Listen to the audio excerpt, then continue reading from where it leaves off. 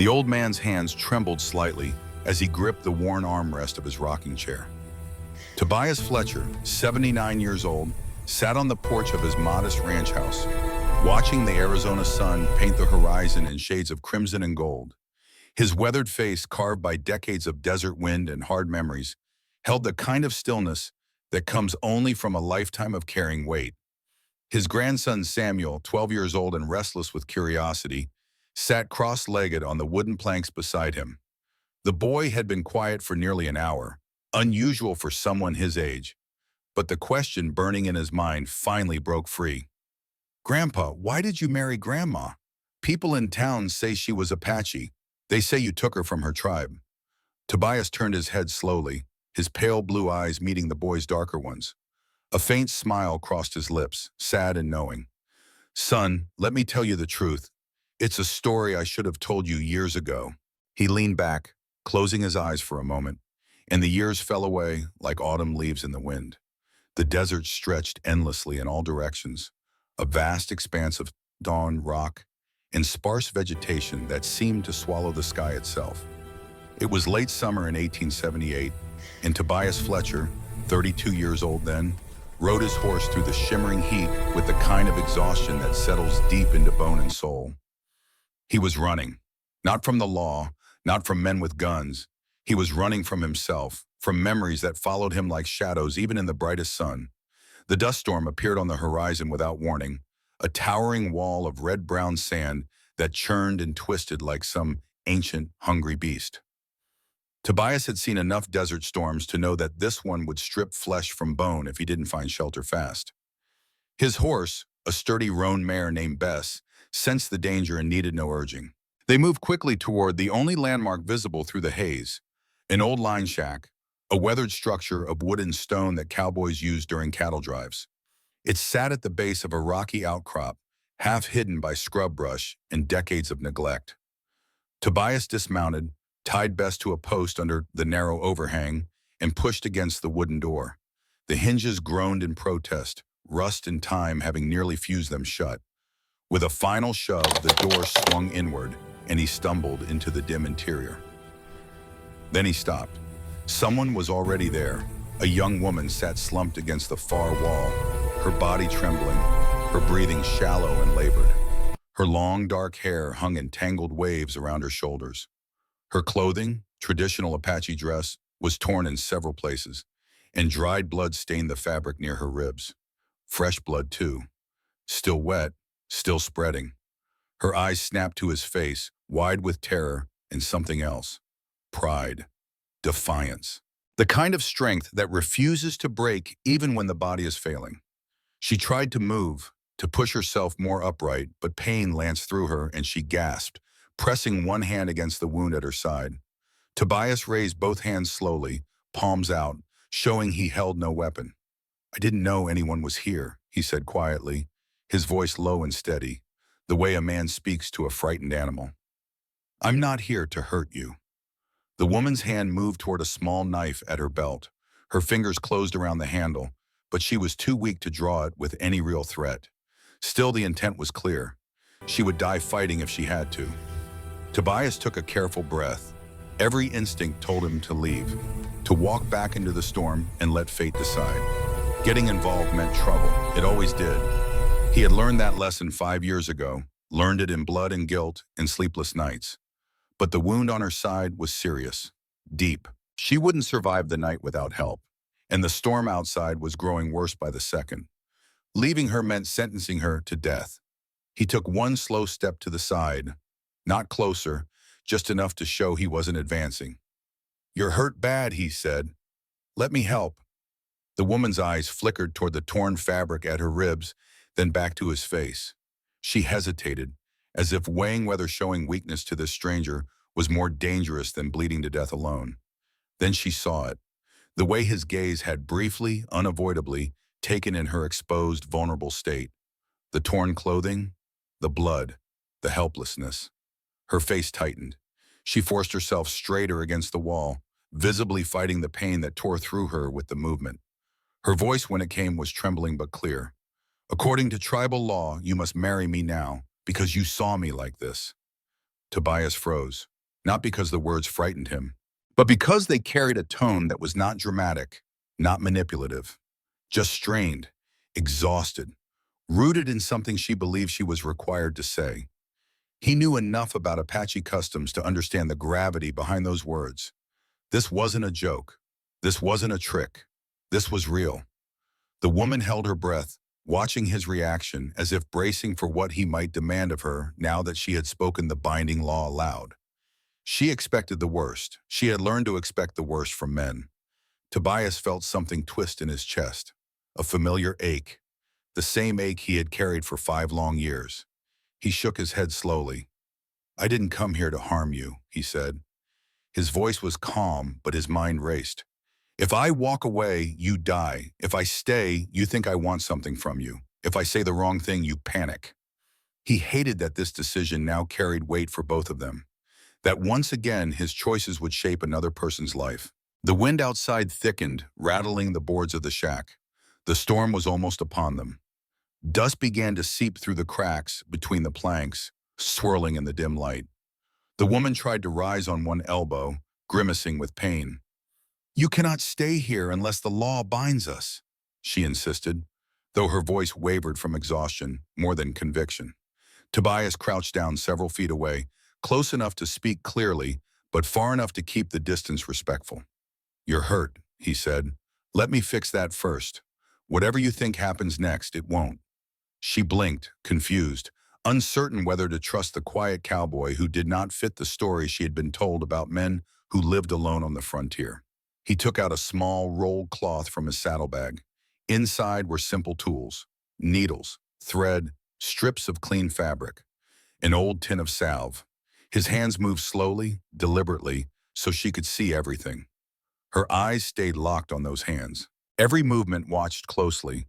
As he approached, she tensed, one hand clutching the torn fabric of her shirt. "I'll only touch the wound," he said firmly. "Nothing else."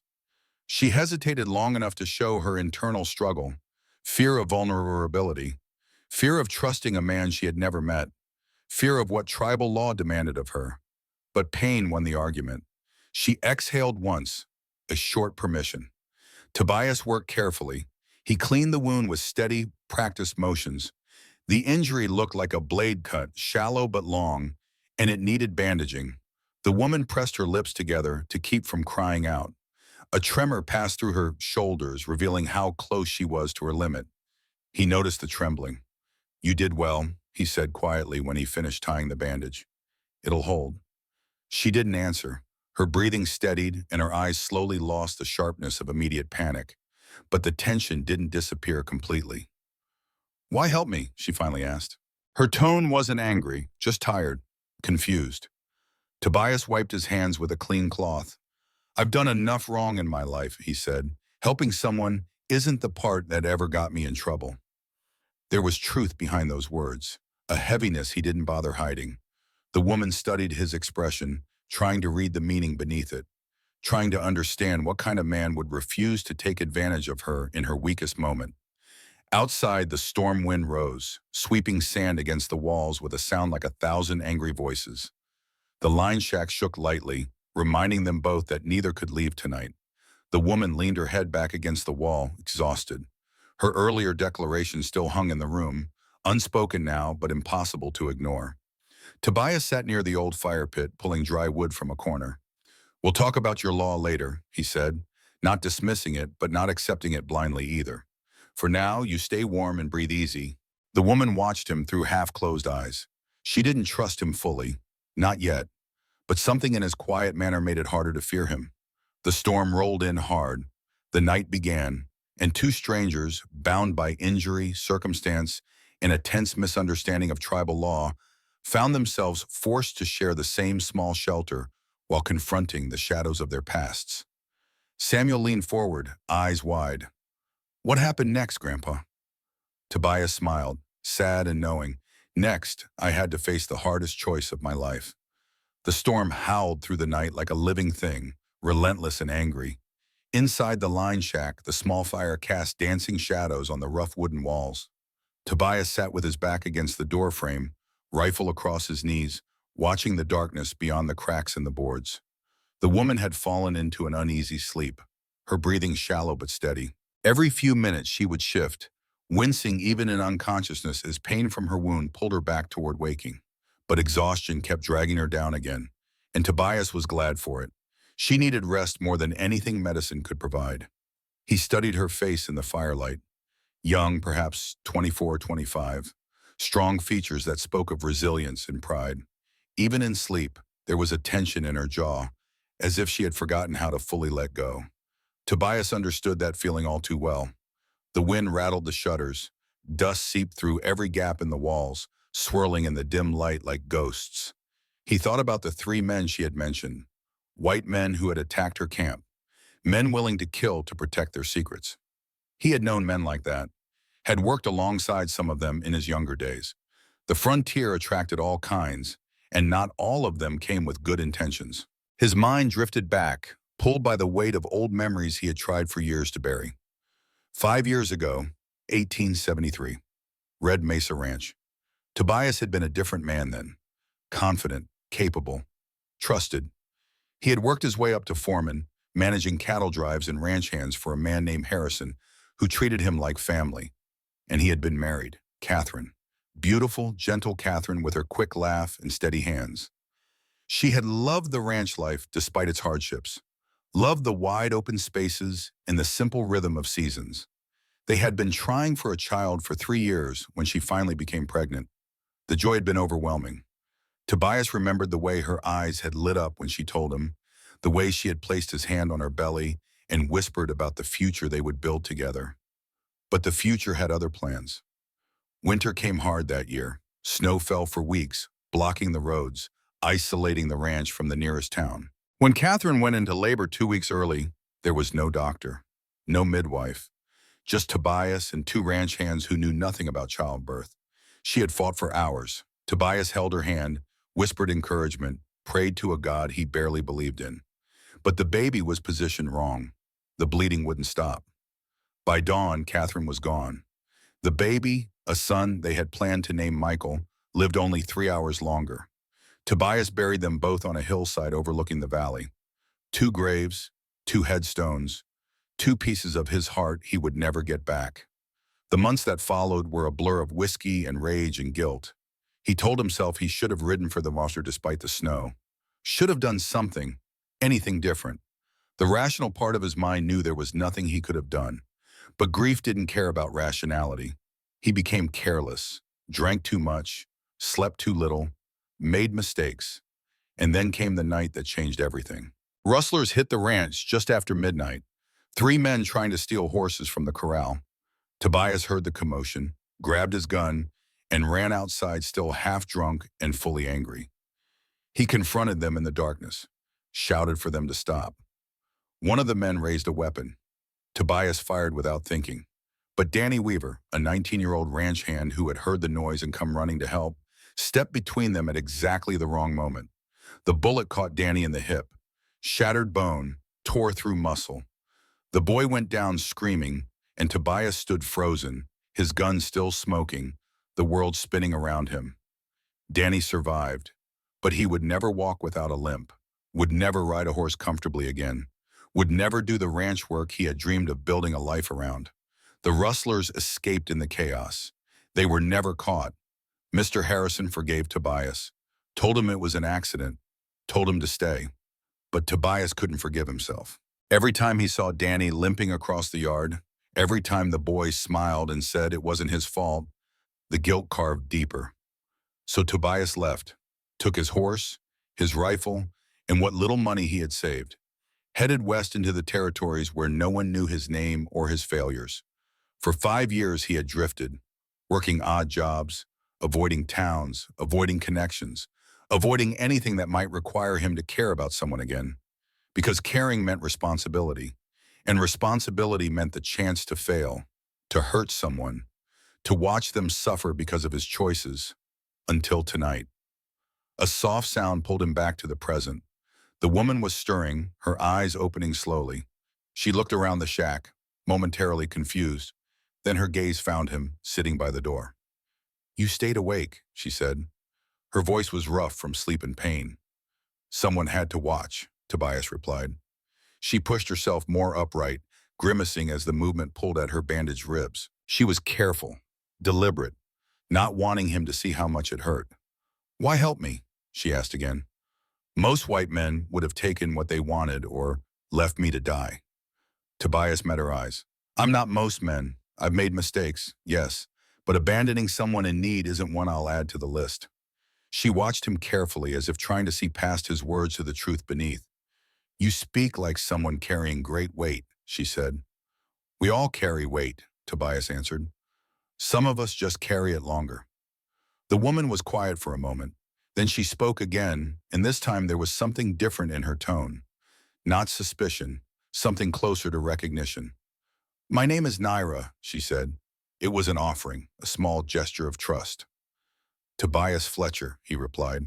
She nodded once, acknowledging the exchange. The men hunting me, Naira continued. There are 3. The leader wears a red band on his wrist. His name is Silas Crane. The others are Mac Holloway and Jonah Bale. Tobias listened, committing the names to memory. What do they want? Naira's expression darkened. They came to our camp 4 nights ago. They traded with us first. Food, knives, nothing unusual. We thought they were friendly. She paused, pain flickering across her face. Not from her wound, from the memory. But they were watching us, learning where we kept our horses, where we slept. My mother warned me not to trust men who smile too easily. I didn't listen.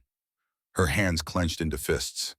They came back at night, killed my father when he refused to tell them what they wanted to know, shot him in front of me, in front of everyone. What were they looking for? Tobias asked gently.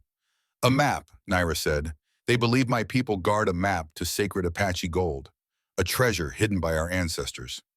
Is there gold, Anatemo? Naira shook her head. There is no gold, only legend, stories told to children. But these men believe it's real. They killed for a myth. Tobias felt anger rise in his chest. Men who killed for greed, for something that didn't even exist. Your mother and brother, he said. You mentioned that they might have escaped. My mother Ayita led the survivors east toward Fort Apache. My brother Kyle was with them. He's only 16. I pray they made it. She looked down at her hands. Silas Crane stabbed me when I fought back, when I tried to stop them from taking our horses. I ran, hid, kept moving until I found this place. The wind outside had begun to quiet. The storm was passing, leaving behind an eerie stillness. Tobias stood and checked the gaps in the walls. Dawn was still hours away, but he could feel the change in the air. When morning comes, he said, we'll need to move fast. Head toward Crimson Canyon. The terrain there is rough, hard to track. You know the land? Naira asked. Well enough. I worked as a scout for the cavalry years back, before I settled at the ranch. He didn't mention Catherine, didn't mention Michael or Danny. Some wounds were too fresh even after 5 years. But Naira seemed to sense there was more to his story. She watched him with those careful, knowing eyes. You said you've done harm, she said quietly. What kind of harm makes a man run to the emptiest parts of the desert? Tobias was silent for a long moment. Part of him wanted to deflect, to change the subject, to keep his failures buried where they belonged. But another part, a part that had been silent for too long, recognized something in this woman, a shared understanding of loss, of guilt, of carrying shame that others couldn't see. I had a wife, he said finally. Catherine. She died giving birth to our son. The baby died too. I blamed myself. Should have gotten her to a doctor. Should have done something different. His voice was steady, but the words carried weight. After that, I stopped caring. About the ranch. About my work. About staying sober. One night, rustlers came. I went after them drunk and angry. Fired my gun without thinking. Shot a young ranch hand by mistake. Kid named Danny Weaver. He lived, but he'll never walk right again. Never do the work he loved. Tobias looked at Naira directly. So I left, because I couldn't look at him every time knowing I destroyed his future. Couldn't stand the forgiveness in his eyes. Forgiveness I didn't deserve. Naira absorbed his words in silence. She didn't offer empty comfort. Didn't tell him it wasn't his fault. She simply nodded, acknowledging the truth he had shared. My people believe, she said after a moment, that guilt is a poison. It can save you by teaching caution, or it can kill you by stealing your will to live. You must choose which it will be. I've been choosing death for 5 years, Tobias admitted. And yet you're choosing life tonight, Naira replied, by helping me, by staying when you could run. Her words settled into him like stones dropping into still water, ripples spreading outward. The binding law you spoke of, Tobias said, changing the subject slightly. Explain it to me. All of it. Naira shifted her weight, pulling the blanket tighter around her shoulders. When a man sees a woman of my tribe in a vulnerable state, wounded or unclothed or helpless, tribal law says he must claim her as his wife, to protect her honor, to ensure no one can say he took advantage of her weakness. And if he refuses, then she carries shame. Her family bears dishonor. Some women are cast out from the tribe entirely. Tobias frowned. That's not fair to you. Fairness doesn't matter, Naira said. Survival does. Our laws exist to protect us in a world that wants to destroy us. Sometimes protection requires sacrifice. But you didn't choose this, Tobias pressed. You didn't choose to be injured. Didn't choose for me to find you. No, Naira agreed, but I spoke the words. And now we both must live with them. She looked at him directly, her dark eyes reflecting firelight. If we survive, if we reach my tribe, they will ask if you claim me. They will ask if I accept the claim. What we say will determine both our futures. Tobias sat down across from her, the fire crackling between them. I won't bind you because of fear or custom, he said firmly. If there's a bond between us, it'll be real, chosen, not forced by circumstances neither of us controlled. Naira studied his face for a long time, searching for deception, for hidden motives, for the cruelty she had learned to expect from strange men. But she found none of those things. You are different, she said finally, from the stories I was told about white men who live alone. Maybe, Tobias replied. Or maybe I'm just tired of being the man I've been for the last 5 years. The fire burned lower. Outside, the first hints of pre-dawn gray began to seep through the darkness. Tobias stood and moved to the door. He opened it carefully, letting fresh air flow into the stale interior. The storm had passed completely. The desert lay quiet and still under a sky full of fading stars. And there in the soft dirt just beyond the overhang, he saw them. Tracks. 3 horses, fresh enough that the storm hadn't completely erased them. They had passed close to the shack sometime during the night, stopped briefly, then continued east. Naira appeared at his shoulder, moving quietly despite her injury. They were here, she whispered. They know you're in the area, Tobias said. They're circling back, checking every shelter. She gripped his arm, not from fear but from urgency. We have to leave now, before full light. Tobias nodded. He helped her gather what little supplies they had, his saddlebag, the remaining water, the blanket. As he saddled his horse, Naira stood in the doorway of the line shack, looking back at the small space where her life had changed. Thank you, she said quietly, for not being the man I feared you would be. Tobias secured the last strap and turned to face her. Don't thank me yet. We still have to get you home alive. He helped her mount, supporting her weight so the movement wouldn't tear her bandages. She bit back a gasp of pain, but didn't complain. They rode out as the sun broke over the eastern horizon, painting the desert in shades of gold and red. Behind them, the line shack grew smaller. Ahead, Crimson Canyon waited. And somewhere between here and safety, 3 men with blood on their hands were hunting. Far away in 1925, old Tobias paused in his telling. His grandson Samuel sat utterly still, barely breathing. You left together? The boy asked. We did, Tobias replied. And that's when I learned that sometimes the people we're trying to save end up saving us instead. The desert morning was deceptively peaceful. The sun climbed slowly above the jagged horizon, casting long shadows across the sand and scrub brush. Tobias guided his horse carefully, choosing paths that crossed rock and hardpan where tracks wouldn't hold. Naira sat behind him, one hand gripping his shoulder for balance, the other pressed against her bandaged ribs. They had been riding for nearly 2 hours when Tobias felt her grip tighten suddenly. Stop, she whispered. He reined in immediately. His hand moved instinctively toward the rifle strapped to his saddle. What is it? Naira pointed toward a cluster of mesquite bushes about 50 yards to their left. Tobias saw nothing at first. Then a slight movement caught his eye. Something small, deliberate. Someone's there, Naira said. Hurt. Hiding. Tobias dismounted slowly, helping Naira down with care. He drew his rifle and approached the bushes with measured steps, making enough noise to announce his presence, but not enough to seem aggressive. Come out slow, he called. We're not looking for trouble. For a long moment, nothing happened. Then the bushes rustled and a young man emerged, limping badly, his face drawn with pain and exhaustion. He was Apache, 16, maybe 17 years old. His left leg was wrapped in crude bandages, dark with dried blood. His eyes went wide when he saw Naira. Kael, Naira cried out, stumbling forward despite her own injury. The young man's face crumpled. He tried to run to her, but his wounded leg gave out and he collapsed to his knees.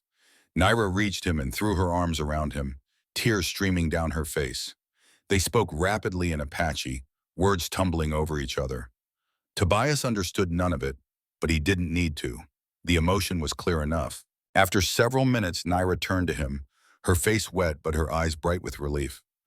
This is my brother Kael, she said. He's alive. He's alive. Kael looked at Tobias with suspicion and wariness. His hand moved toward a small knife at his belt. Naira spoke sharply in Apache. Kael responded, his voice challenging. She answered more firmly and reluctantly. The young man's hand moved away from the weapon. What's he saying? Tobias asked. He wants to know why I'm with a white man, Naira replied. Why I would trust someone whose people have brought us nothing but death. Tobias met Kael's hostile gaze steadily. Tell him I'm the one who bandaged your wound, who kept you alive through the storm. Who's trying to get you home? Naira translated. Kael's expression didn't soften much, but some of the active hostility faded. Tobias knelt beside the young man and gestured toward his injured leg. May I? Kael looked to his sister. She nodded. Reluctantly, he extended his leg. Tobias unwrapped the makeshift bandage carefully. The wound was a bullet graze, a nasty furrow across the outer calf muscle. It had bled heavily, but the bullet hadn't lodged. Still, infection was already setting in. The skin around the wound was hot and inflamed. This needs proper cleaning, Tobias said. We don't have much, but we can do better than this. He pulled out his canteen and the last of his clean cloth. Naira knelt beside him, translating softly for her brother. As Tobias worked, Kael spoke haltingly in broken English. 3 men, he said. They come to camp, trade first, friendly, then come back at night, kill father. His voice broke on the last word. Mother take people east. Tell me find sister. I follow tracks. Get shot. Hide here. Tobias poured water over the wound, washing away dried blood and dirt. Kael hissed through his teeth, but didn't pull away. You're brave, Tobias said quietly. Your father would be proud. Kael's eyes filled with tears, but he blinked them back fiercely. From his saddlebag, Tobias pulled out a small bundle of dried yarrow leaves he had gathered years ago. He chewed them into a paste and applied it to the wound. It was an old cavalry trick, learned from Apache scouts. Kael watched with surprise. You know our medicine? Some, Tobias replied. I learned from good teachers. He bound the leg with fresh cloth, tied it securely, and fashioned a rough splint from a straight mesquite branch. That'll hold until we can get you to your people, he said. Naira helped her brother to his feet. The young man tested his weight gingerly, then nodded. Better, he admitted grudgingly. They shared what little water and dried meat Tobias carried. As they ate, Naira and Kael spoke quietly in Apache. Tobias gave them privacy, moving away to scan the horizon. That's when he saw it. A thin column of dust rising in the distance, maybe 2 miles back the way they had come. Riders, moving fast. We need to go, he called. Now. Naira looked up sharply. She saw the dust trail and her face went pale. They found our tracks. The canyon's about an hour ahead, Tobias said. If we move now, we can reach it before they catch up. Getting 3 people and 1 horse into motion took precious minutes. Kael couldn't ride, so Tobias walked, leading the horse with Naira mounted and Kael sitting behind her. It was slower than Tobias liked, but it was the best they could manage. The terrain grew rougher as they approached Crimson Canyon. Red sandstone cliffs rose on either side, carved by ancient water into twisted formations. The path narrowed, forcing them single file. Tobias kept looking back. The dust cloud was closer now. He could almost make out individual riders. "How much farther?" Naira asked, her voice tight with pain and fear. "Not far. There's a creek bed ahead. We'll follow it into the canyon proper." Down, they reached the dry creek just as the first gunshot cracked across the desert. The bullet struck rock 10 feet to Tobias's left, sending stone chips flying. He grabbed the horse's reins and pulled hard. "Down! Get down!"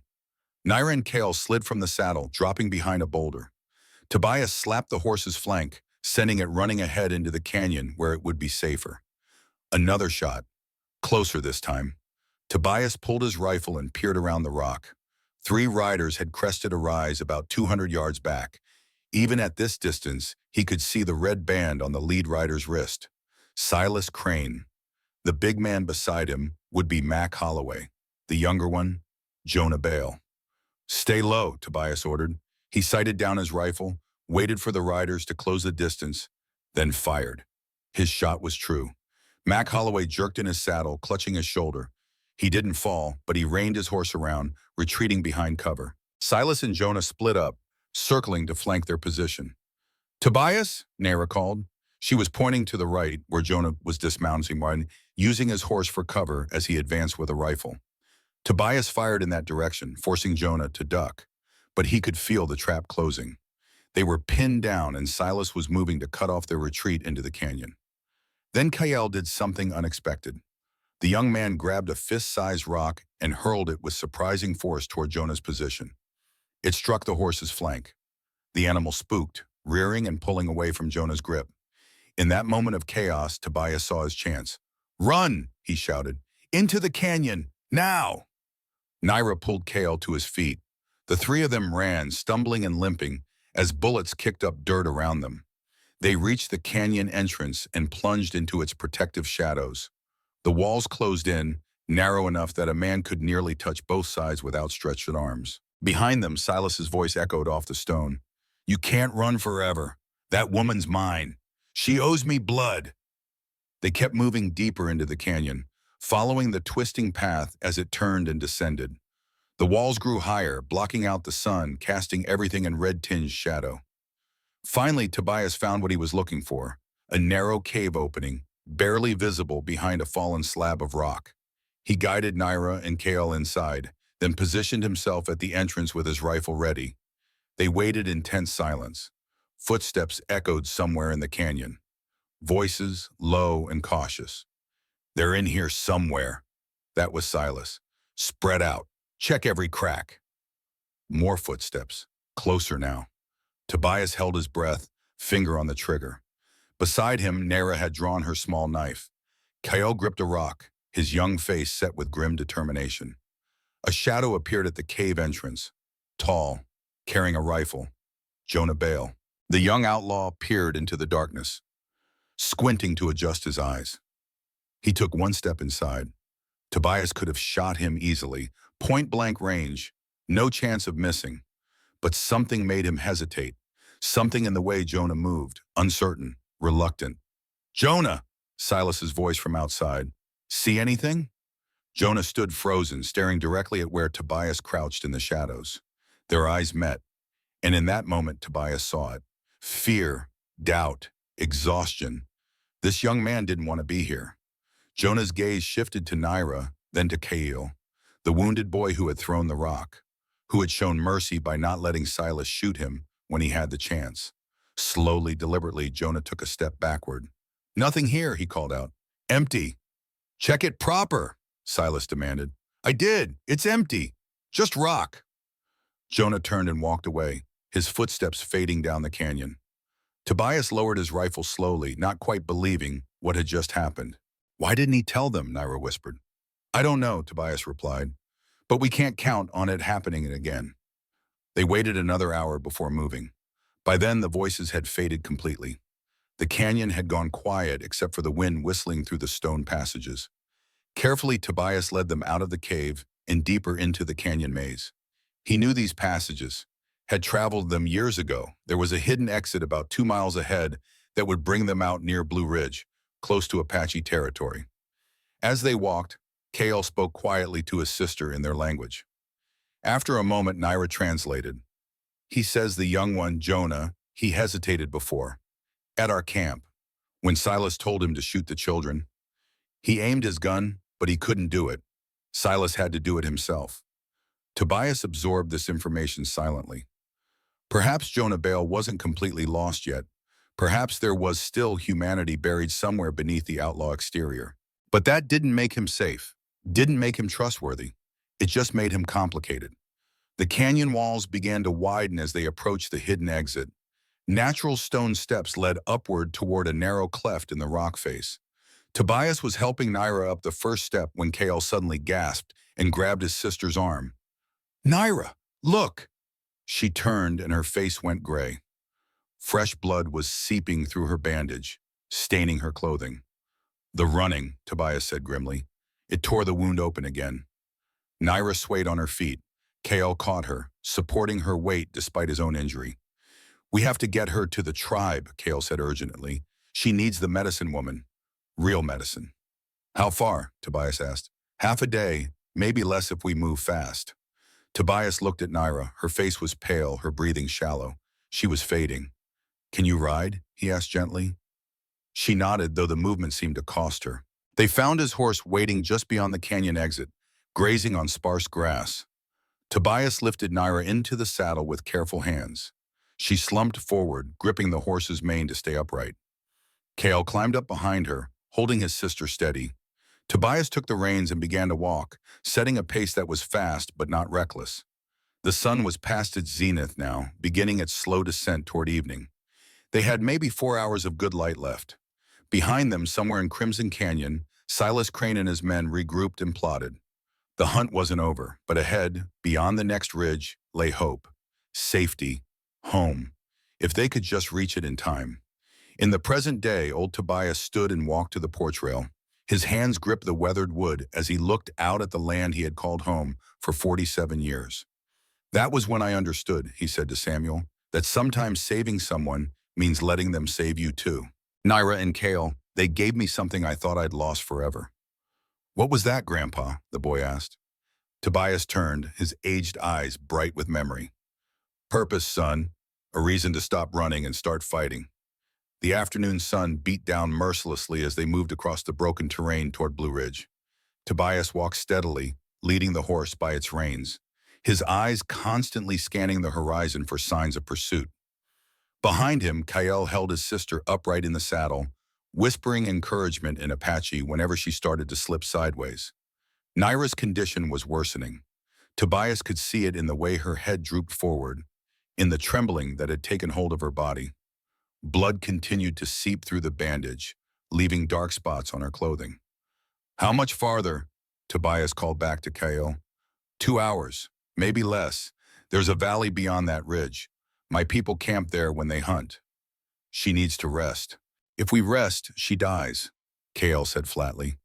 The bleeding won't stop without proper medicine. We must keep moving. Tobias knew the boy was right, but it didn't make the decision any easier.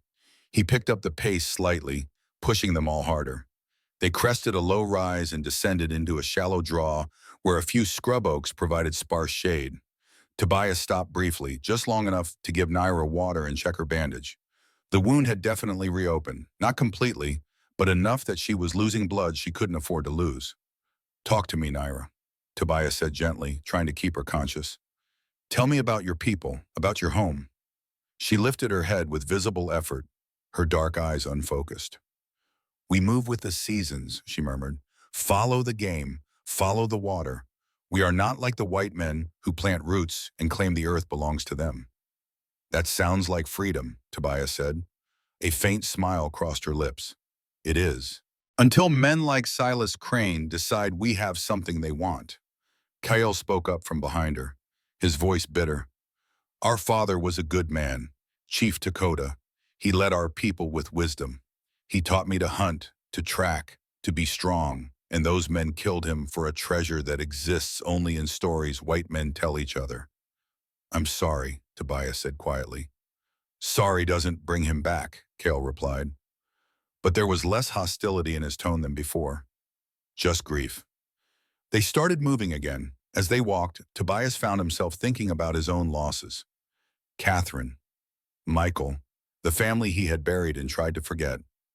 I had a wife once, he said, surprising himself.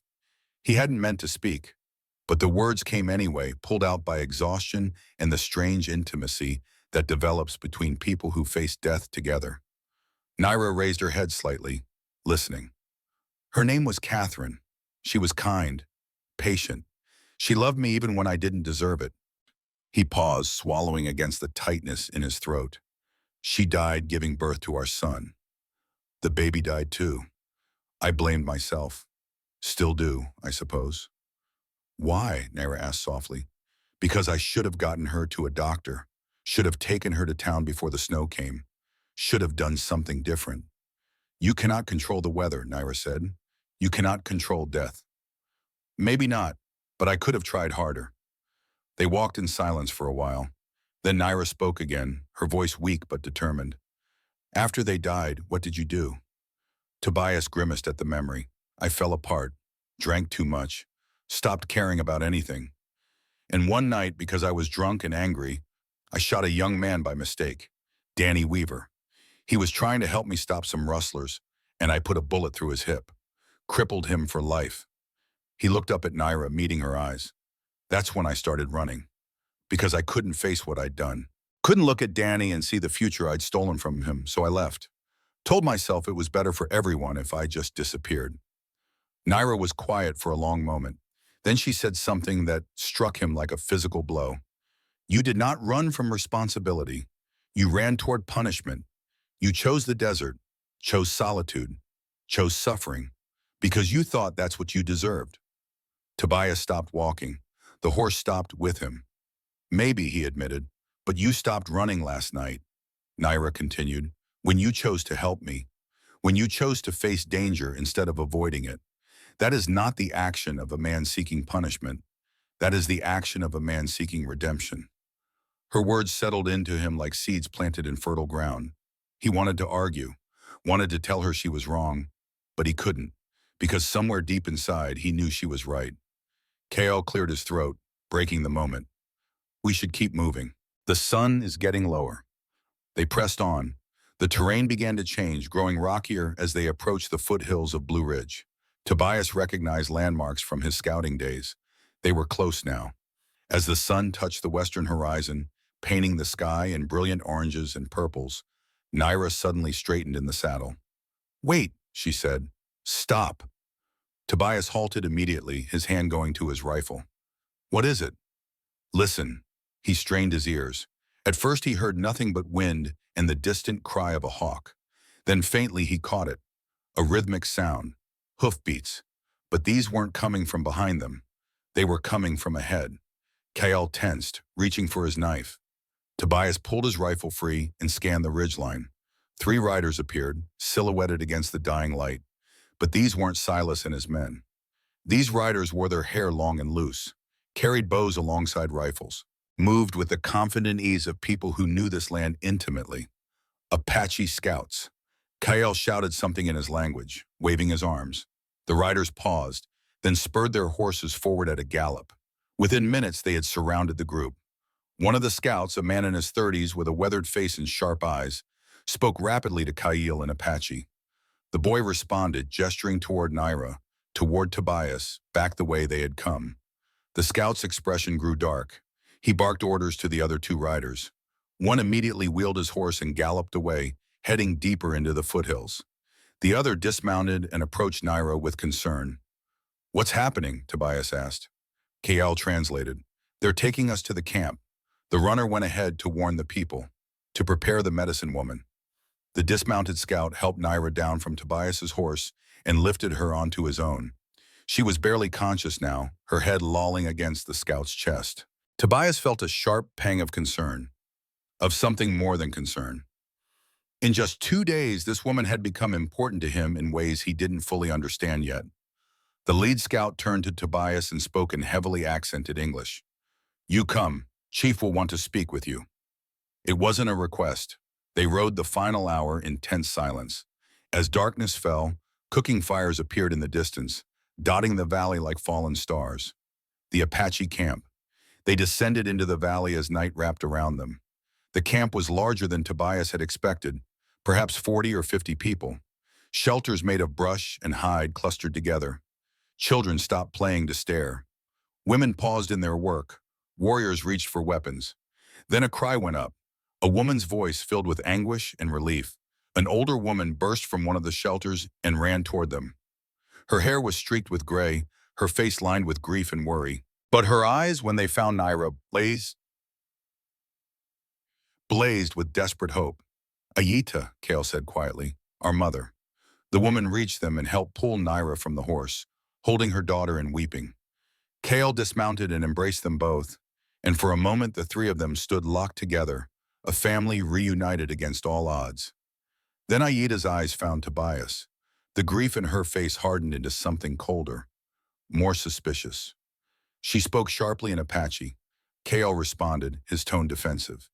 An argument began, voices rising. "What are they saying?" Tobias asked the scout who had brought them. The man's expression was neutral, but his eyes were watchful. "She wants to know who you are. Why her daughter travels with a white man. The boy says you saved them." She does not believe him. Two more figures approached from the center of camp. One was an elderly man, tall and straight despite his age, his face carved with deep lines of authority and wisdom. He wore a medicine bag at his belt, and his long gray hair was tied back with a leather cord. The other was a woman of perhaps 50, carrying a bundle of herbs and cloth. The medicine woman. The elderly man raised his hand and the argument ceased immediately. He spoke, his voice carrying natural command, and people began to move. The medicine woman went to Naira, examining her wound with quick, experienced hands. Within moments, Naira was being carried into one of the larger shelters. The old man turned to Tobias. When he spoke, it was in perfect, unaccented English. "I am Chief Akacheta. You will come with me." It was not a request. Tobias followed the chief to a shelter set slightly apart from the others. Inside, a small fire burned in a stone ring. The chief gestured for Tobias to sit, then lowered himself across the fire with the careful movements of age. For a long moment, Akacheta simply studied him. Tobias met his gaze steadily, refusing to look away or show weakness. "Kale tells me you saved my grandchildren," Akacheta said finally, "that you killed one of the men hunting them, that you protected them when you could have left them to die." "That's true," Tobias replied. "He also tells me that Naira invoked the binding law, that she claimed you as husband to protect her honor after you saw her wounded and vulnerable." Tobias felt his jaw tighten. "She did say that, but I didn't accept it. I told her we would address it later when she was safe." Akacheta's eyes narrowed slightly. "You refuse the law?" "I refuse to bind her to me because of fear or custom. If there's to be any bond between us, it will be because we both choose it freely, not because circumstances forced her hand." The chief was silent for several heartbeats. Then, unexpectedly, he smiled. It was a small smile, but genuine. "You are either very wise or very foolish.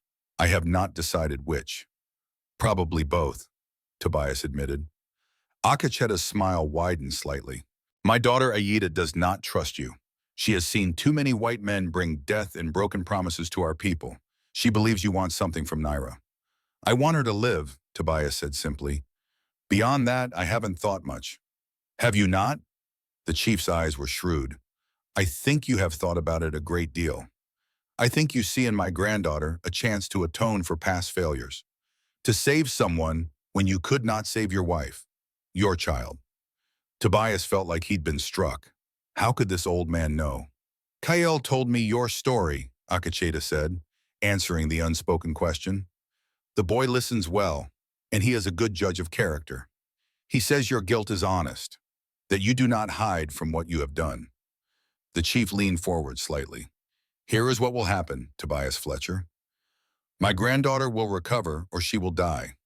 If she dies, you will leave this place and never return. If she lives, she will make her own choice about the binding law, and you will respect that choice, whatever it may be." "I will," Tobias agreed, "but know this. If you have lied to her, if you have manipulated her, If you seek to use her for your own purposes, I will know, and you will not leave this valley alive." The threat was delivered calmly, without heat, which made it all the more credible. "Understood," Tobias said. Akacheta nodded and stood, indicating the conversation was over. As Tobias rose to leave, the chief spoke once more. "One more thing. The men who killed my son, who hunt my grandchildren, they will come here eventually. They will not stop until they believe all witnesses are dead." "I know," Tobias said. "Will you fight beside us when they come?" Tobias didn't hesitate. "I will." "Good, because they are closer than you think." Far away in the present day of 1925, old Tobias stood and stretched his stiff back. Samuel was leaning forward in his chair, completely absorbed. "The chief knew they were coming?" the boy asked. "He did," Tobias replied, "because while we were talking, a scout had returned with news. Silas Crane and his remaining men had picked up our trail again. They were less than a day behind us." "What did you do?" Tobias looked at his grandson with ancient eyes that had seen too much death and just enough life. "We prepared for war, son, because sometimes the only way to build a future is to face the past head on." The night passed slowly in the Apache camp. Tobias was given a small shelter near the edge of the circle, close enough to be watched but far enough to show he was not yet fully trusted. He didn't sleep much. His mind kept returning to Naira, wondering if she would survive the night, wondering what she would choose if she did. Just before dawn, Kael appeared at the entrance to his shelter. "She lives," the boy said simply. "The medicine woman says the bleeding has stopped. She is weak, but she will recover." Relief flooded through Tobias with such force that his hands trembled. "Can I see her?" Kael hesitated. "My mother says no, not yet. She is still angry that you traveled with Naira, still suspicious of your intentions." "I understand." Kael lingered in the doorway as if struggling with something he wanted to say. "What is it?" Tobias asked gently. The young man looked down at his bandaged leg, then back up at Tobias. "You could have left us, in the desert, at the canyon. You had many chances to abandon us and save yourself. Why didn't you?" Tobias considered the question carefully before answering. "Because I've spent 5 years running from responsibility, from connection, from anything that might require me to care about someone again, and it nearly killed me. Not my body, my soul." He met Kael's eyes directly. "Your sister gave me a reason to stop running, to stand and fight, to be the man I used to be before grief twisted me into something lesser." Kael absorbed this in silence. Then he nodded once, a gesture of respect, and disappeared into the pre-dawn darkness. As the sun rose, the camp began to stir. Women kindled cooking fires. Men checked weapons and spoke in low, urgent tones. Children were kept close to their mothers, their usual playfulness subdued by the tension in the air. Chief Akacheta called a council. The warriors gathered in a circle near the center of camp, sitting cross-legged on the ground. Tobias was summoned to join them. He sat on the outer edge of the circle, aware that he was being evaluated by every pair of eyes. Aida sat across from him, her face hard with distrust. Kael sat beside her, his young face serious. Akacheta spoke first, his voice carrying easily in the morning stillness. "Scouts have confirmed that 3 white men approach from the west. They move slowly, searching for tracks. They will reach this valley by midday tomorrow." A murmur ran through the assembled warriors. "These men killed my son Dakota," the chief continued. "They seek to kill his children to hide their crime. They believe we guard a treasure that does not exist. They will not stop until they are dead or we are." One of the older warriors spoke up. "We should leave, move deeper into the mountains. Let them search an empty valley." "And when they follow our tracks again?" another warrior challenged. "When they attack the next camp? How many must die before we make a stand?" The debate grew heated. Some argued for retreat, others for immediate attack. Still others wanted to send word to Fort Apache to bring the cavalry. Akacheta let them talk, his face impassive. Then he raised his hand and silence fell. "Tobias Fletcher," he said, "you have fought white men before. You know their ways. What do you counsel?" Every eye turned to Tobias. He felt the weight of their attention, their doubt, their desperate need for guidance. He spoke carefully, choosing his words with precision. Silas Crane is driven by greed and desperation. He's already killed, already crossed lines that can't be uncrossed. He knows that if Naira and Kale live, they can identify him, testify against him. He won't stop until that threat is eliminated. Then we should kill him first, one young warrior said fiercely. Maybe, Tobias replied. But Silas isn't stupid. He'll have a plan. He'll try to attack when you are most vulnerable, at dawn or dusk. He'll use fire if he can, try to panic you into running. He paused, looking around the circle. But this valley gives you an advantage. You know every rock, every path, every place to hide, and you can choose where the fight happens. Make him come to you on ground you control. Akacheta nodded slowly. You speak wisdom. We will prepare defenses, set traps, turn this valley into a killing ground for any who enter with hostile intent. He looked directly at Tobias. And you will help us. You know how white men think, how they fight. You will stand with us when they come. It was not a question, but Tobias answered anyway. I will. The council continued for another hour, making plans, assigning positions, discussing tactics. By the time it broke up, the sun was high overhead and the air shimmered with heat. Tobias was working with several warriors to dig a concealed pit near the valley entrance when KL found him again. My sister is awake, the boy said. She asks for you. Tobias handed his digging stick to another man and followed KL through the camp. They stopped outside a shelter larger than most, decorated with painted symbols that Tobias didn't recognize. My mother is with her, KL warned. She will not make this easy. Indeed, Aida stood just inside the entrance, her arms crossed, her expression hostile. She spoke sharply in Apache as Tobias approached. KL translated reluctantly. She says you may enter, but you will not be alone with her daughter. She will watch everything you do, everything you say. That's fair, Tobias replied. He ducked through the entrance. The interior was dim and cool, the air heavy with the scent of medicinal herbs. Naira lay on a pallet of furs and blankets, her torso wrapped in fresh bandages. Her face was pale, but her eyes were clear and alert. When she saw Tobias, a faint smile touched her lips. You're still here, she said softly. Where else would I be? Running, like you've been running for 5 years. He knelt beside her pallet, careful to maintain a respectful distance with Ayita watching like a hawk. I'm done running, he said. Naira's smile widened slightly, then faded as pain flickered across her features. The medicine woman says I was very close to death, that you kept the wound clean enough to save my life. I did what I could. She did the rest. They sat in silence for a moment. Then Naira spoke again, her voice dropping lower. We need to talk about the binding law. Tobias felt his chest tighten. All right. My grandfather will call a formal council soon, within the next few days. He will ask you publicly if you claim me. He will ask me if I accept the claim. Our answers will determine our futures. What will you say? Tobias asked quietly. Naira's dark eyes searched his face. What do you want me to say? I want you to say what's true for you, not what you think you should say, not what custom demands. What you actually want. Behind them, Aida made a sharp sound of disapproval. She spoke rapidly in Apache, her tone angry.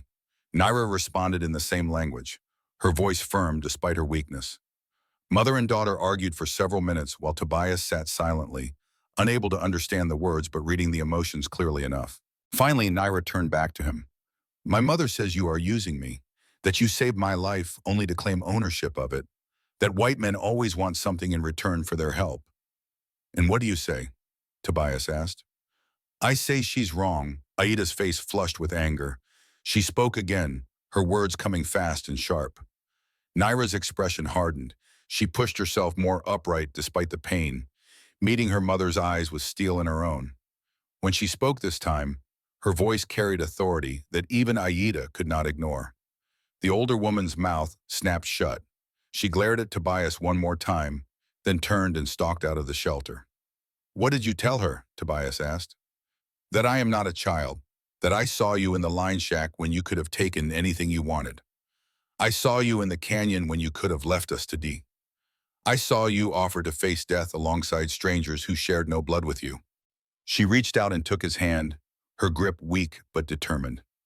I told her that a man who does these things is not using me. He is giving me the greatest gift one person can give another. Choice words. Tobias felt something crack open inside his chest, something that had been frozen for 5 long years. I don't deserve your trust, he said roughly. Perhaps not, Naira replied, but you have it anyway.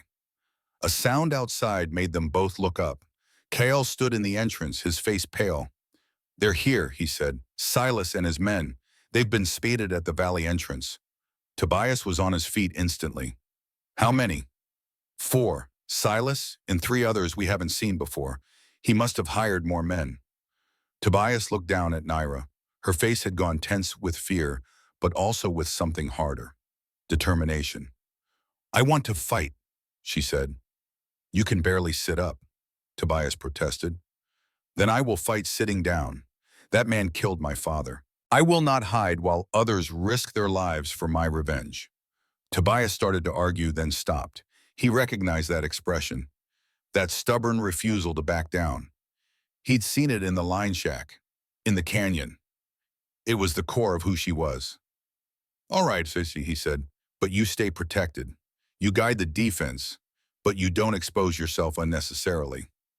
She nodded, satisfied. Outside, warriors were running to positions. Bows were strung, rifles were loaded, the trap was set.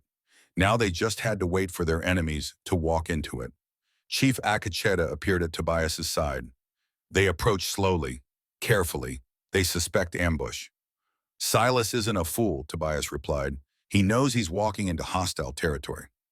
Then why come at all? Because desperation makes men do foolish things, and Silas has nothing left to lose. The chief studied him for a moment. Neither do you, I think. Nothing to lose and everything to gain. Before Tobias could respond, a shout went up from the sentries. The riders had entered the valley. 4 men on horseback moving in a tight cluster. Even from a distance, Tobias could see the red band on the lead rider's wrist. Silas Crane had come for his reckoning.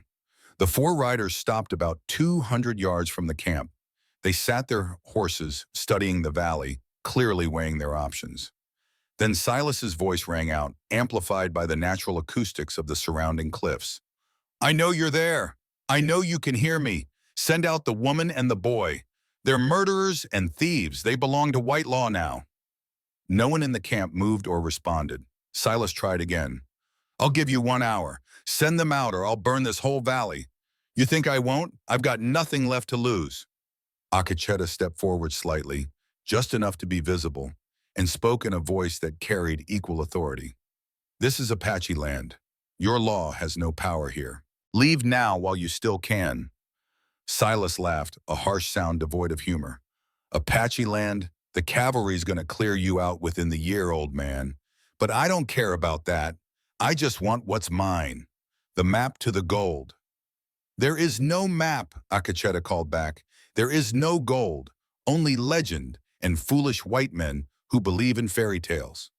A long silence followed. Then one of the men beside Silas dismounted. Even from a distance, Tobias recognized him. Jonah Bale, the young outlaw who had spared them in the canyon. Jonah stood beside his horse for a moment, as if gathering courage. Then he started walking, not toward the camp, toward Silas. He said something Tobias couldn't hear. Silas responded, gesturing angrily. Jonah shook his head, said something else. Then Silas drew his pistol and shot Jonah in the leg. The young man went down screaming. Silas dismounted, stood over him, and aimed the pistol at his head. This is what happens to cowards and traitors, he shouted toward the camp. Last chance. Send them out or the next bullet goes through his brain. Tobias didn't think. He simply acted. He stepped into the open, rifle in hand. Let him go, Silas. Your fight's with me now. Far away in 1925, old Tobias's voice had grown hoarse from talking. He paused to sip water while Samuel waited with barely contained impatience. You walked right into his sights? The boy finally burst out. I did, Tobias replied, because I'd spent 5 years being a coward, and I was tired of it, tired of letting other people suffer for my failures. What happened then? The old man's eyes grew distant, seeing a valley that existed only in memory. Then everything went to hell, son. And I learned that sometimes the only way to save what you love is to risk losing everything. The valley seemed to hold its breath. Every warrior, every woman, every child in the Apache camp watched as Tobias Fletcher stepped into the open with nothing but a rifle and 5 years of guilt driving him forward. Silas Crane stood over Jonah's bleeding form, his pistol still aimed at the young man's head, but his eyes, cold and calculating, fixed on Tobias. "Well now," Silas called out, "if it isn't the White Knight himself, come to save the savages?" "Let the boy go," Tobias said, his voice steady. "He's not part of this anymore." Silas laughed, a sound like breaking glass. "The boy shot at me, helped them escape. He's as much a traitor as these Apache devils." "He's a kid who got in over his head," Tobias replied. "Same as you, Silas. Chasing a treasure that doesn't exist. Killing people for a myth." "It exists," Silas screamed, his composure cracking. "I've seen the maps, heard the stories. The Apache are hiding it." Chief Akachetta's voice rang out from the camp. "There is no gold. What you seek is yellow sulfur crystal. It has value only as medicine. We grind it for healing salves. That is all." Silas's face twisted with rage and something else. Desperation. The wild look of a man who had staked everything on a lie and was only now beginning to understand it. "No," he said, but his voice wavered. "No, you're lying. You have to be lying." "Show him," Akacheta commanded. Two warriors emerged from the camp carrying a leather bag. They walked forward slowly, stopping halfway between Silas and Tobias. One of them upended the bag. Yellow crystals spilled onto the ground, catching the sunlight. "Beautiful. Worthless." "This is what my son died protecting," Akacheta said, his voice heavy with grief and anger. "Not because it has value, but because he knew if he told you the truth, you would kill us all anyway to hide your crime." Silas stared at the crystals. His gun hand began to shake. "No, no, that can't be. I destroyed everything for." His voice trailed off into a horrible realization. 10 years of obsession, murder, betrayal, all for rocks that wouldn't buy a single meal. For a moment, Tobias almost felt sorry for him, almost. Then Silas's face hardened into something terrible, something beyond reason. "If I can't have it," he snarled, "then nobody gets anything." He swung his pistol away from Jonah and aimed it at the camp, at the women and children. Tobias fired. The rifle shot cracked across the valley like thunder. Silas jerked backward, the pistol flying from his hand. He stumbled, clutched his shoulder, and fell to his knees. The two men still mounted behind him spurred their horses and fled, riding hard for the valley entrance. They never made it. Hidden warriors rose from concealed positions. Arrows flew. Both men went down. But Tobias wasn't watching them. His eyes were locked on Silas, who had pulled a knife with his good hand and was dragging himself toward Jonah. "If I'm dying," Silas gasped, "this traitor dies first." Tobias started running, but he was too far away. Silas raised the knife. Jonah, weak from blood loss, could only stare up at the blade.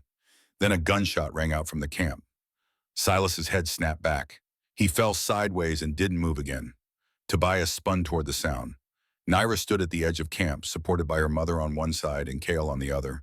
She held a rifle, still aimed at where Silas had been standing. Smoke curled from the barrel. Their eyes met across the distance. She lowered the rifle slowly. "For my father," she said quietly. Warriors poured out of the camp now, securing the area, checking the fallen men. Tobias ran to Jonah and dropped to his knees beside the wounded outlaw. "Stay still," he ordered. "Let me see it." The bullet had gone through Jonah's thigh, missing the bone but tearing muscle. Bad, but survivable with proper care. Jonah looked up at him with eyes full of pain and something else. Regret. "Why?" he gasped. "Why save me? I tried to kill you." "No," Tobias replied, already working to tie off the bleeding. "You tried not to kill us. There's a difference." Chief Akacheta arrived with the medicine woman. She examined Jonah's wound with professional efficiency, then nodded to the warriors. "Bring him to camp. I will tend him." As they lifted Jonah carefully, the young man grabbed Tobias's arm. "I'm sorry," he whispered, "for all of it. I just wanted to make enough money to buy land, to be somebody, and I followed a madman instead." "You get a second chance now," Tobias said. "Don't waste it." The cleanup took the rest of the day. The three dead men were buried in shallow graves at the far end of the valley, marked only with stones. Jonah was treated and placed under guard in one of the shelters. As evening approached, Chief Akacheta called another council. This time the entire camp gathered, men, women, even the older children. This was not a war council. This was something else. Tobias stood at the edge of the circle, uncertain of his place. Naira sat near her grandfather, still pale but growing stronger. Aida sat beside her, and for the first time when her eyes found Tobias, there was something other than hostility there.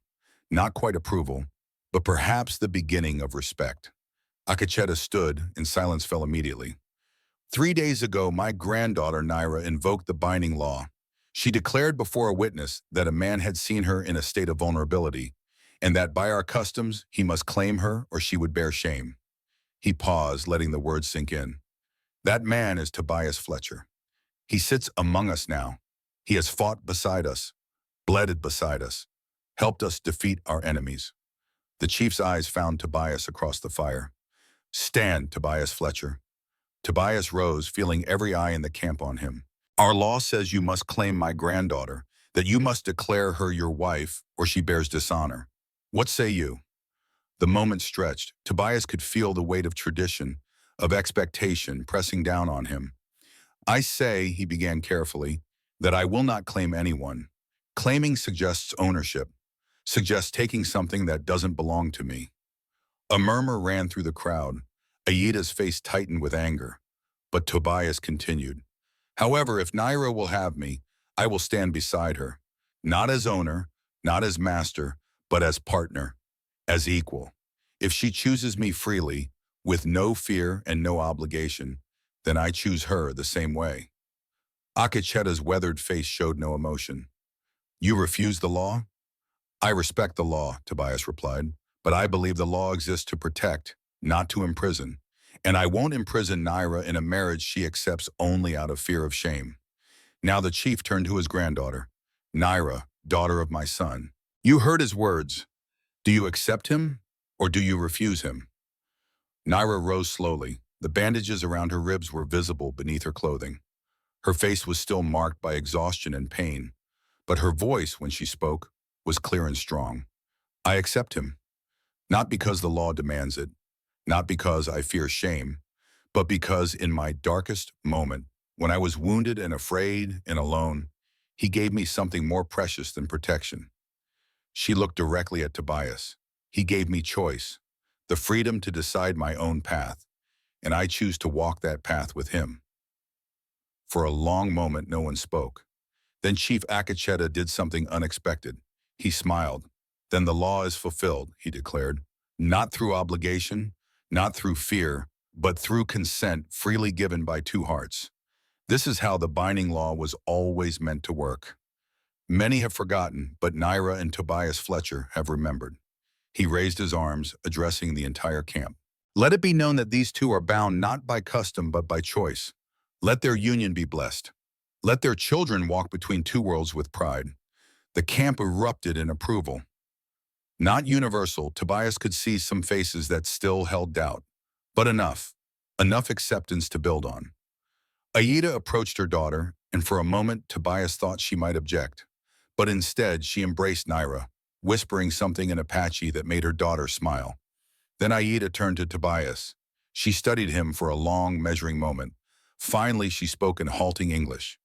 You give my daughter choice. That is honor. That is strength.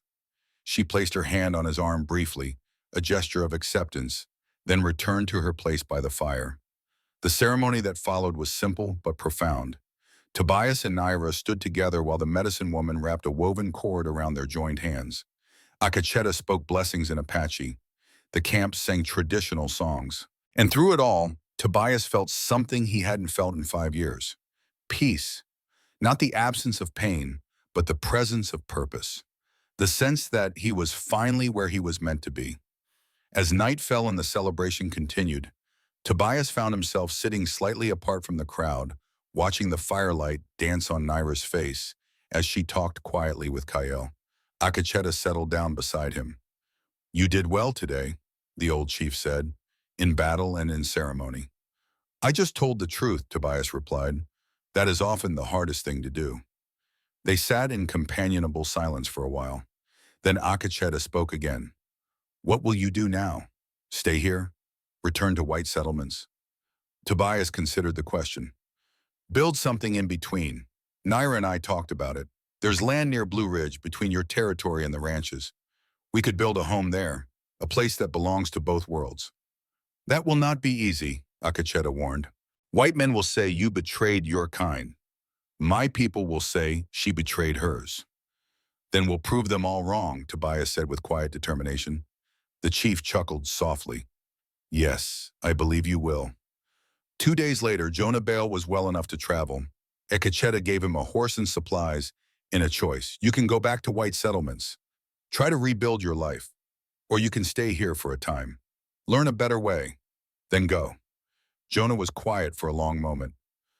I don't deserve mercy. None of us do, KL said, surprising everyone. The young man had approached without being noticed. But we receive it anyway. I could have let Silas kill you in the canyon. I chose not to. Honor that choice by making better ones yourself. Jonah looked at the 16-year-old with something like awe. You're wiser than men twice your age. I learned from my father, Kale replied simply, before your friend killed him. The words could have been an accusation, but they were just a statement of fact. Jonah bowed his head. I'll go, but I'll remember what you taught me here. All of you. He rode out that afternoon alone, but not quite as lost as he had been when he arrived. The weeks that followed were busy. Tobias and several Apache men began building a small house on the land near Blue Ridge. It wasn't much, just 2 rooms and a porch, but it was solid and it was theirs. Naira recovered her strength slowly. She spent her days teaching Tobias Apache customs and language, while he taught her to read and write in English. They learned to navigate 2 worlds simultaneously, taking the best of both.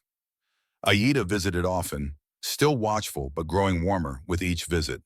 She taught Tobias how to properly prepare traditional Apache foods, how to read weather signs in the clouds, how to move silently through the desert.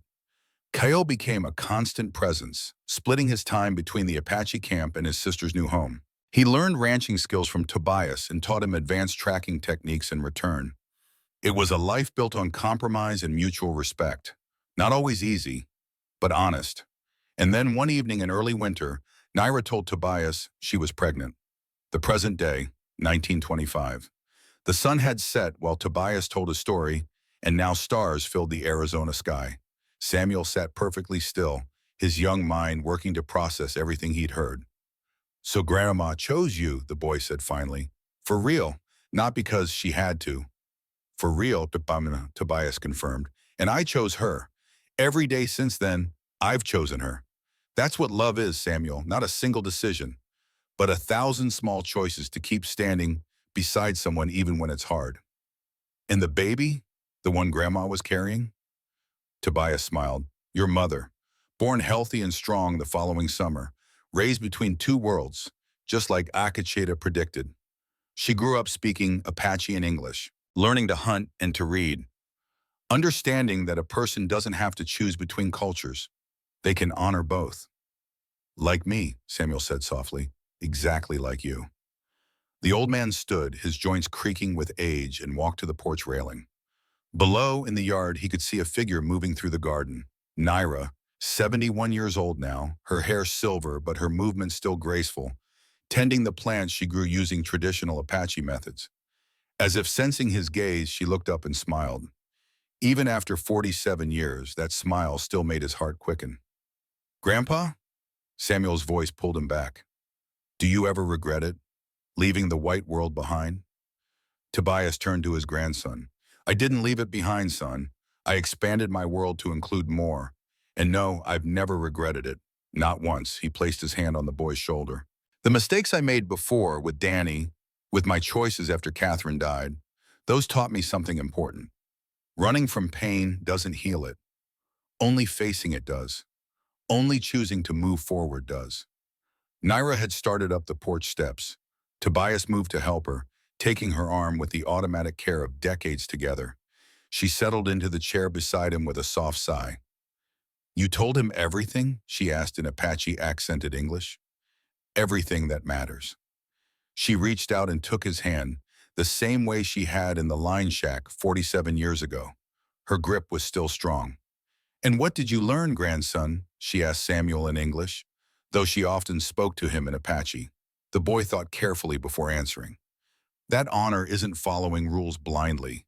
It's doing what's right even when it's hard. And that love means giving someone the freedom to choose, even if they might not choose you." Naira's eyes glistened with emotion. "Your grandfather taught you well." "You both did," Samuel replied. They sat together as darkness deepened, 3 generations sharing the same porch, the same land, the same legacy. Tomorrow, Samuel would return to school in town, where some children still whispered about his Apache blood. But he would hold his head high, knowing who he was and where he came from. Tomorrow, Tobias and Naira would continue the work of their lives, tending their land, supporting their family, building bridges between worlds. But tonight, they simply sat, remembering, grateful. "There's one more thing you should know, Samuel," Tobias said as the boy prepared to go inside. "KL, your great-uncle, he eventually became chief after Akacheta passed.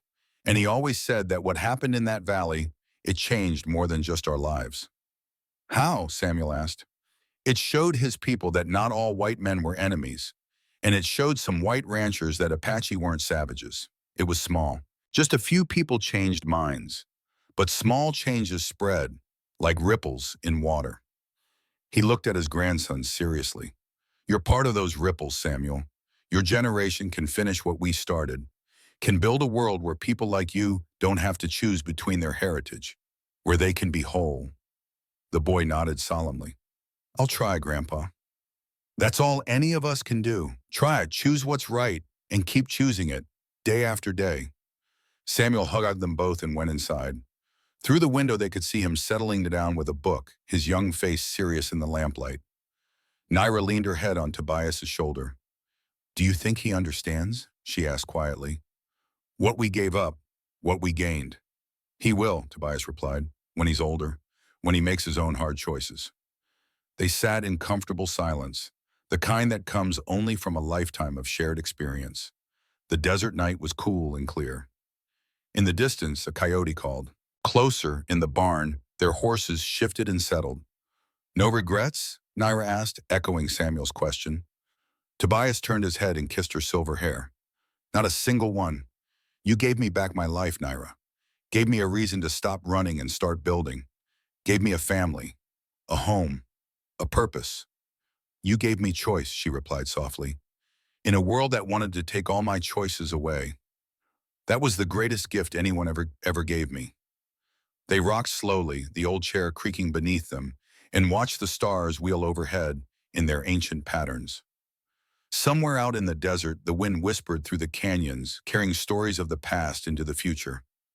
Stories of courage and redemption, of mistakes forgiven and chances taken, of love chosen freely rather than forced by circumstance. And in a small house on the edge of two worlds, an old man and an old woman sat hand in hand, living proof that sometimes the hardest choices lead to the greatest rewards. That sometimes when you stop running from your past, you finally find your future. That redemption isn't about forgetting who you were, but about choosing who you become. And that love, real love, the kind that lasts 47 years and counting, is built not on obligation or custom or fear, but on the simple, profound act of giving someone the freedom to choose, and being grateful every single day when they choose you. The wind died down, the stars grew brighter, and Tobias Fletcher, who had once been lost in guilt and grief, who had found salvation in an old line shack during a desert storm, held his wife's hand and smiled, because he had finally come home, not to a place, but to a person, and that, he thought, made all the difference.